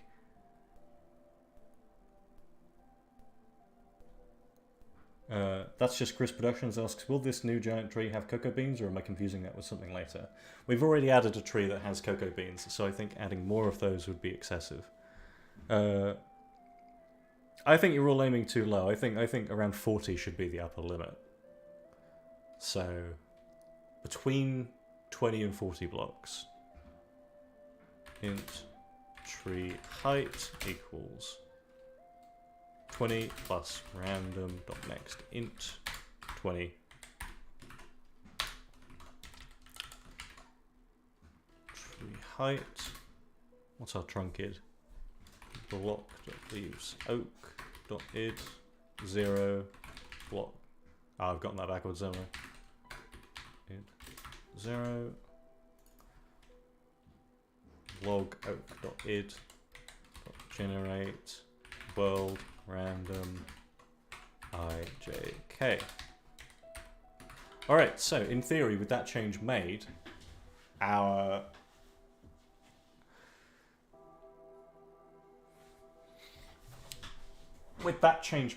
sapling should now generate exclusively these very, very big trees, which is good because it means we can test them out more thoroughly and see if we like what we're getting from them.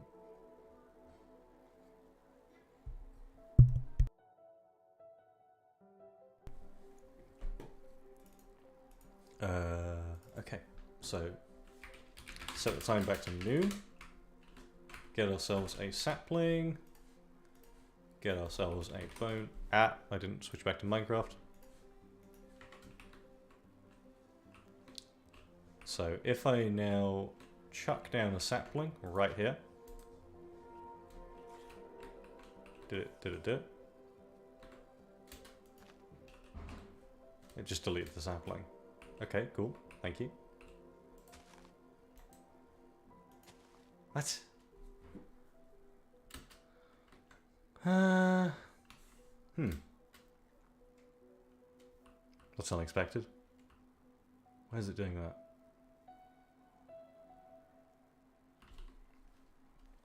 Literally just...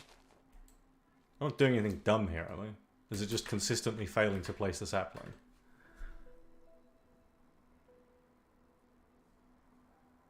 It must be. Alright, let's debug. Because fortunately, I launched the game with debugging enabled. So let me switch back to IntelliJ. So...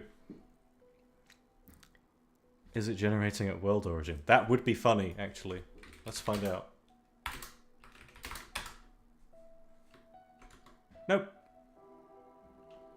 Doesn't look like it, unless it's underground. It's not underground. Okay. Weird. No, I reckon it's actually just failing to generate. Yeah, let's try it in a flat world, see what happens. That is a big boy, isn't he?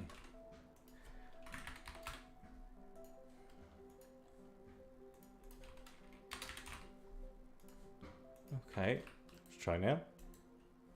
So I've hit my breakpoint. Has it generated a tree now? Nope, same results. Okay, so... right, so now I've hit my breakpoint, which is basically, it's paused the execution of the code at this point. So if I dive into the generate function, go into the can generate tree function, we can start iterating through this and see at what point it gets hung up.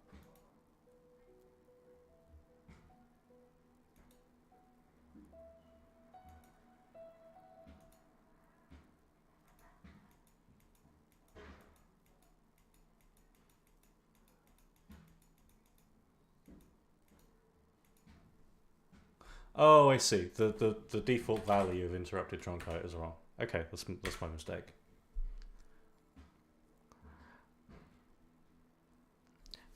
Endilish asks, what features are you guys not going to be adding? That's a very broad question, I hope you realise. There is an infinite number of features we're not going to be adding, you know? Compared to the finite number of features we are going to be adding.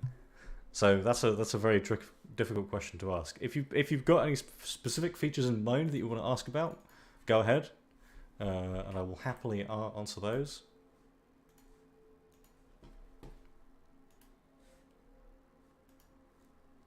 Switch back to Minecraft. Ooh, ooh! Look at that. That is bloody gorgeous. Isn't it? That's incredible. How tall is that?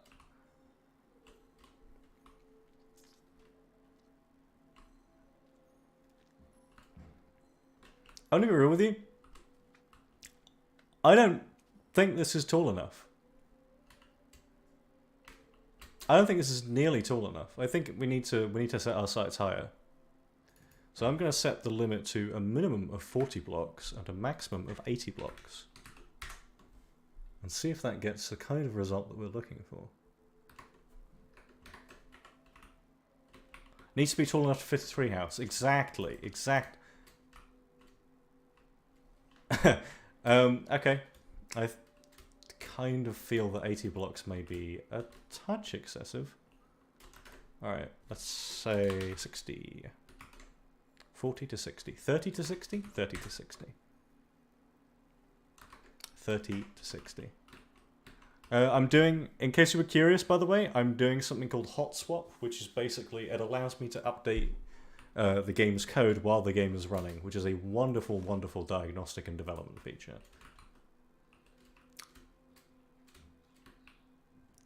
That's smaller. Don't talk to me or my son ever again.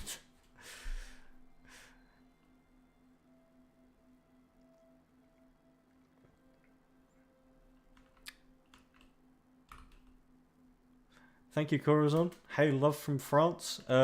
technically I'm British, so I don't know if we can engage in this kind of behavior, but I appreciate the sentiment.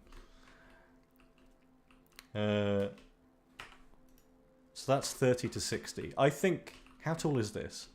So our floor is 7. Our highest point is 71. So this is about 60 blocks tall.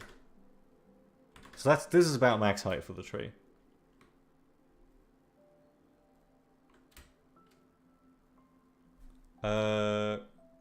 Right, I think this is almost a good size, but maybe a touch smaller.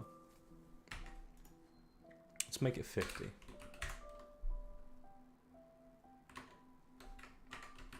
So this is our max. Max is now 50. Yeah, there we go. I think that's it. Personally, I think this is a very good height. I'm not totally enthused with the branch placement, but we can fix that later. At the moment, I think that's a really good height. You can quite happily squeeze a little treehouse in there and have no real issues whatsoever. I think this is beautiful. Okay, let's see how it looks in the real world.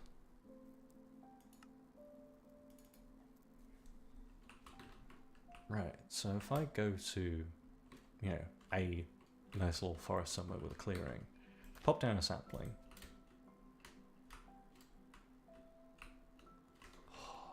Look at that!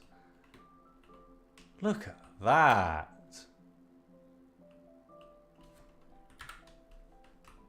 That is absolutely bloody gorgeous, that is.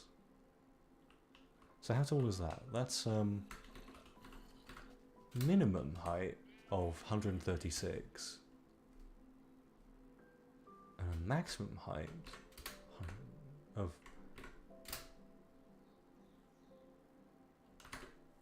Huh. That's taller than I expected. Oh, sorry, my mistake. So it's a... Right, I kind of forgot how this works. So these are actually capped at a maximum of 80 blocks, because if you look at the code, hang on. If you look at the code, I'm doing 30 plus random next int 50, so that's a maximum bound of a minimum bound of 0 and a maximum bound of 50. So our maximum is 30 plus 50, which is 80. So I'm going to turn this down to 30. And then our max height is between 30 and 60 blocks, which I think is a much more comfortable height. So if I move away from that behemoth, go somewhere nicer, like over here, for example.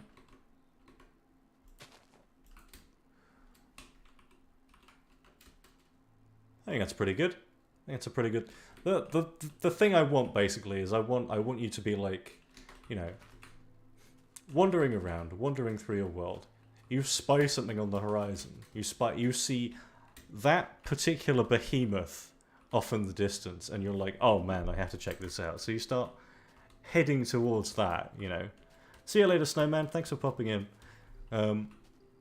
You're like, yeah, I definitely want to do something with this. This is what I want. I want distant visibility of important geographical features. So, I think that's the fun thing, is the idea of really seeing it off in the distance. Thinking, what can I do with this? How can I make this mine? Something like that.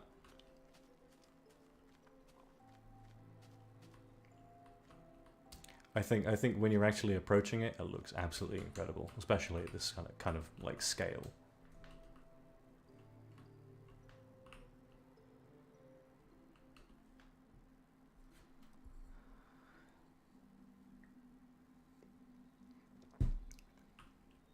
Okay. All right. So now we have them spawning. Let's see if we can kind of get them spawning like a fucked up condition. So I'm going to put one here. Right, yeah, so it's capped to the maximum, like, it doesn't go higher than this, it doesn't intersect it particularly. And importantly, the leaves also don't break the blocks that are there, which is very, very important. So I think that's really as safe as we can expect it to be. Lucas Lindfors says, my only concern with building there is that there will be a ton of mobs underneath. Oh yeah, absolutely. Yeah, there will be, but that's kind of the challenge, isn't it? You've got to be able to, you know, claim it and make it yours. Super Matt Cat 24 says, would be cool if they had some kind of light source. I don't know what kind of trees you have where you live, but over here, our trees do not light themselves internally. So, okay, so now we've done that. We've got our trees spawning randomly. We can remove the behavior that we added to the saplings. Revert that behavior. We've got a good height, between 30 and 60 blocks, so I think that's ideal. So now we go into... Are there any plans? Sorry, I got stuck there. Are there any plans to add nether structures, even small ones? Yes, there are. There absolutely are. Okay, so how do I get this to spawn right? First of all, I'm going to check in my code.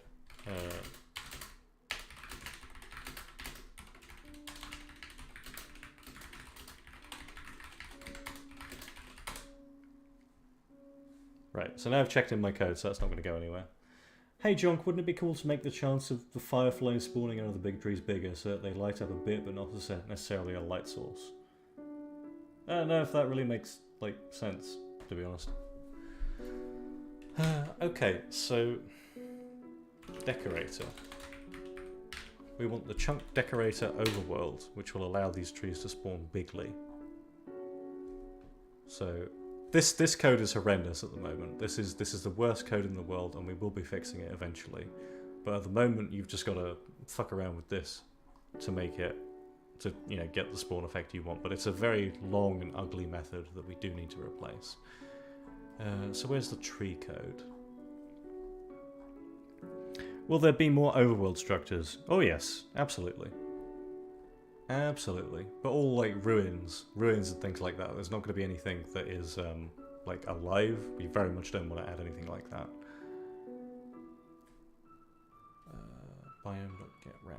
Biome.get random world tree gen for trees. I see.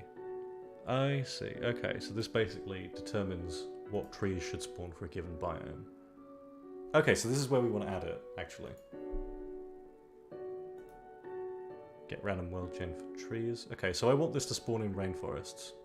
So I'll override this, or not override it, but add a method here. Method? I'm forgetting how to talk. I don't normally talk while I'm coding, so this is a very strange experience for me. So if random next int 1000 equals 0. So that means that there's a 1 in 1,000 chance of this tree spawning, which I think is still quite high. You might not think it, but it actually seems quite high to me. So I'm just gonna use this as an experimental value for now. And tree height equals 30 plus random.next int 30. So they'll spawn between 30 and 60 blocks.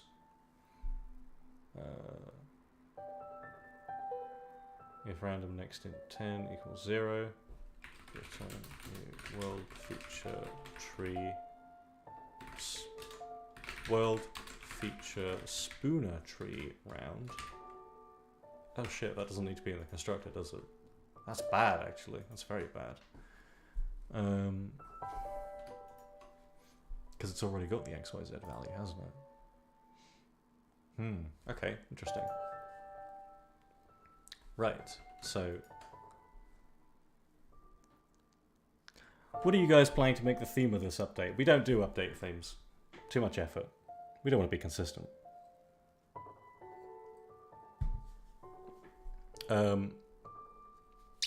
So, remove these arguments. Get rid of this assignment. Set pos to null by default. That can't possibly lead to any issues. this.pos equals new int x, y, z. Good, good, good. And then I got to update here as well. And then I got to update every other fucking constructor in the entire game, which will take a little while, so bear with me.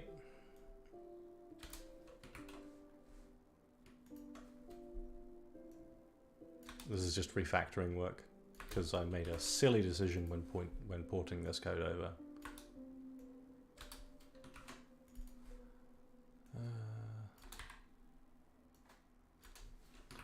So, out of curiosity, chat, what features in particular that I've showed off today are you most excited to see in 7.2, or particularly to play with in 7.2? Because I think there's some pretty exciting stuff in there. I think the ropes are pretty interesting. I think the gold mesh is going to open up a lot of possibilities for, you know, item filtering and for decoration. So let me know, what kind of things are you yourself looking forward to being able to play with?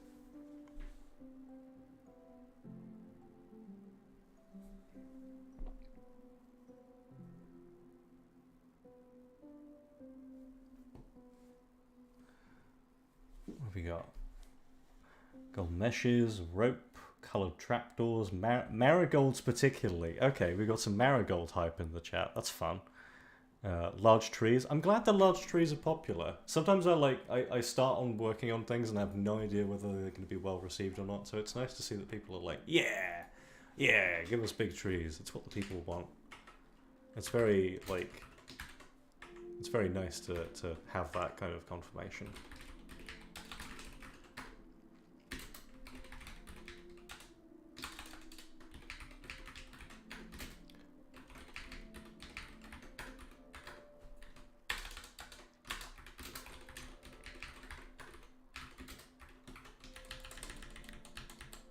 Okay.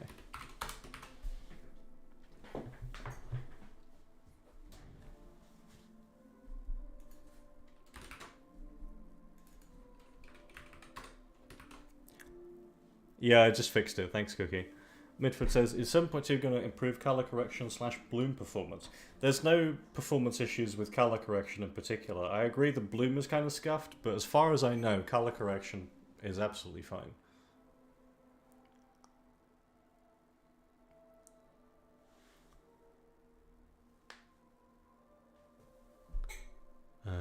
Okay, so in theory, we should now be able to fly around the world, and if we find a rainforest, we should be able to see these big trees very rarely spawn. So now I'm just going to hop over to the game and fly around until I find one.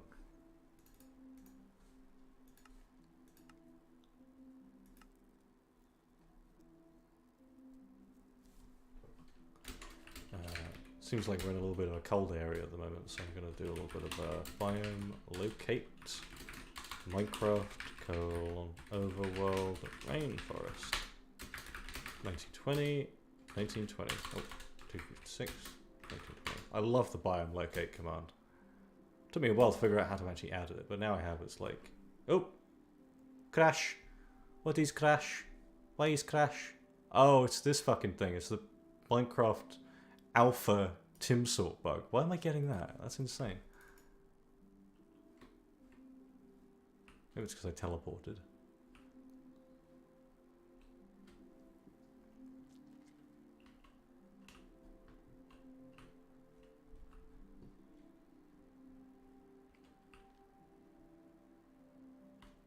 So now we're basically just going to be flying around and continue flying around until we find a big tree.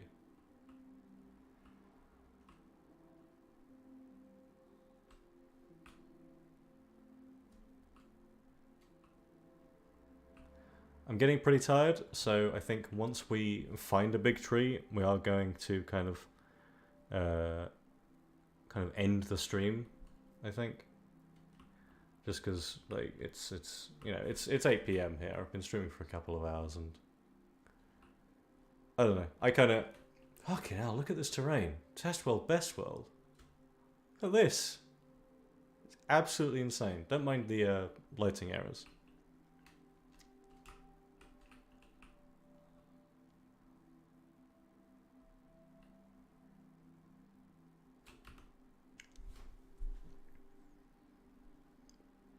So this is another rainforest here, I believe.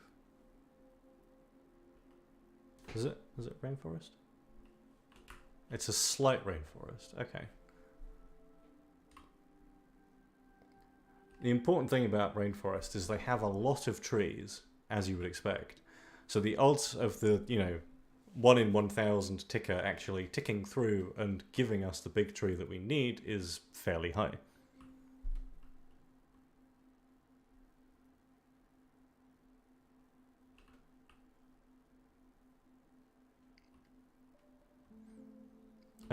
Midford, for any fixes related to things like full screen or borderless windowed on various OSs and distributions and things, you're going to have to wait for us to port the game to LWJGL3 because honestly the main issue is just that the windowing system used by our current windowing library is so old that it just doesn't really work with anything anymore. So at the moment there's not a lot we can do to fix it. But we are going to try and make that transition in the very near future.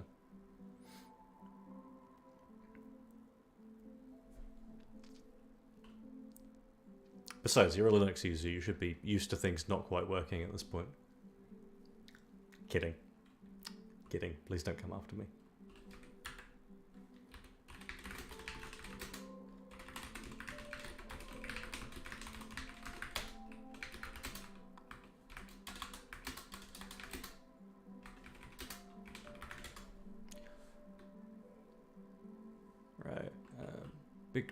Big tree, anywhere, big tree, maybe, big tree. Tree? Big? Tree big? Big tree?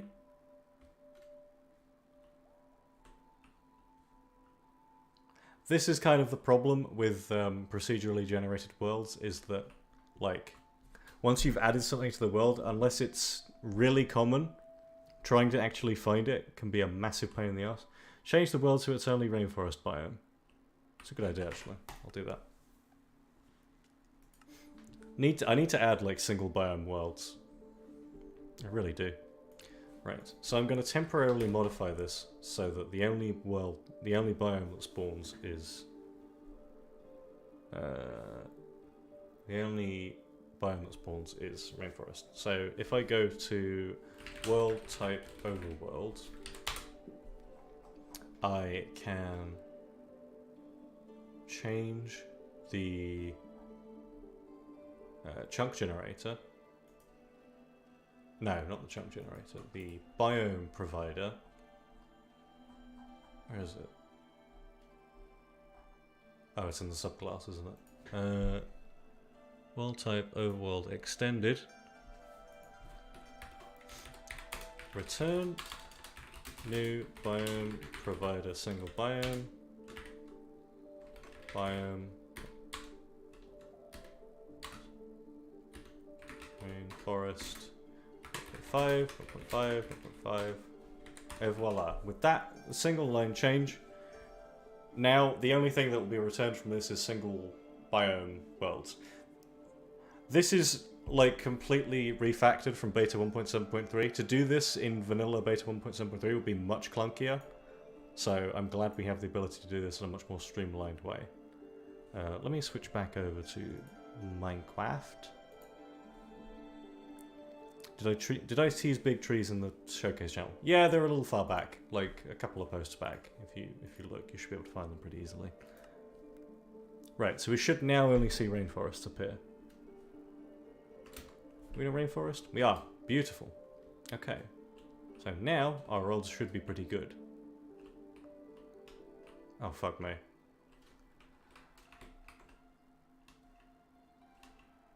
Yeah, this is good. This is great.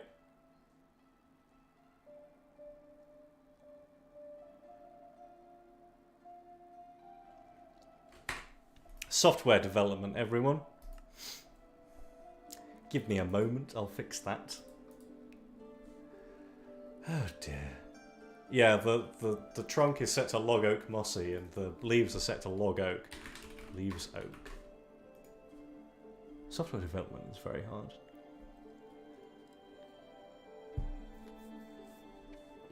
Trees ought to be made of wood. You're completely right, I hadn't thought about that. Alright, so we'll probably see now that the world is nothing but rainforest, that 1 in 1,000 is much lower a chance than it seems like. So let me just start flying around again. Here's a boy. There you go, look at the boy. That's a pretty reasonable height. That doesn't stick out too much, does it? It's not particularly offensive. I don't think. I think it looks good. We should be able to find another one fairly quickly, I think. Yep, here's another one. And there's another one. This is what I'm saying. One in 1,000 feels like a lot until it's not.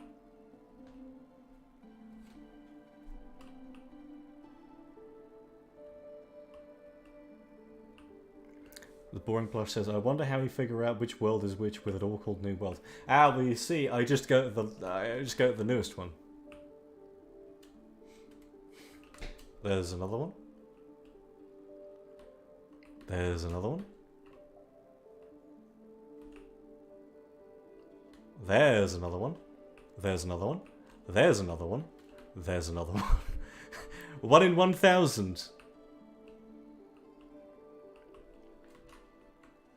I do think this is a good height though, and I think having them spawn in rainforests where there's already lots of trees is absolutely the right move. I mean, look at this.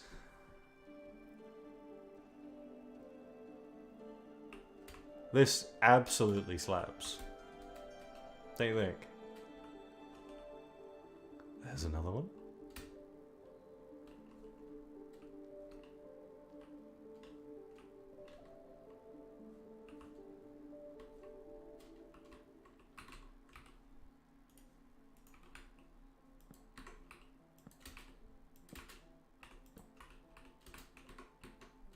I'm just gonna stick some torches in this, see what it looks like from outside.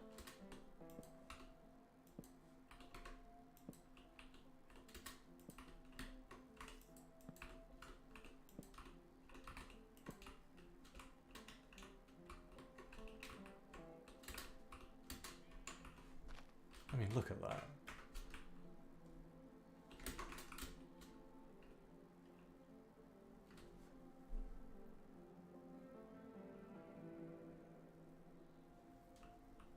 Yeah, I'm really happy with how this has turned out.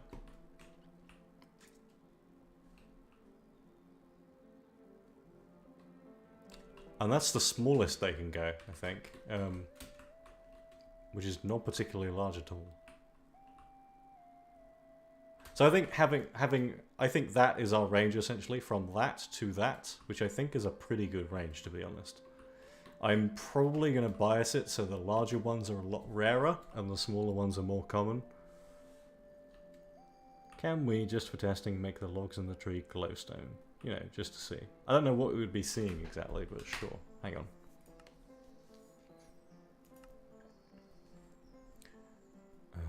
Block.glowstone.id.